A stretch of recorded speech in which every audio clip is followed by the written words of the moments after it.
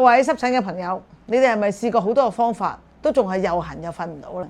我哋濕疹教室推出21日濕疹逆轉計劃，由註冊嘅藥劑師同埋營養學家1對1咁樣跟進你嘅個案。計劃裏邊包括3次藥劑師嘅諮詢，教你有效止痕，揀啱產品；3次嘅營養學家指導，幫你建立一個抗炎嘅飲食，仲送你一個21日你所需要嘅潔膚護膚產品、皮膚水分嘅分析，甚至腸道微生態嘅測試，成效有幾好？根據我哋嘅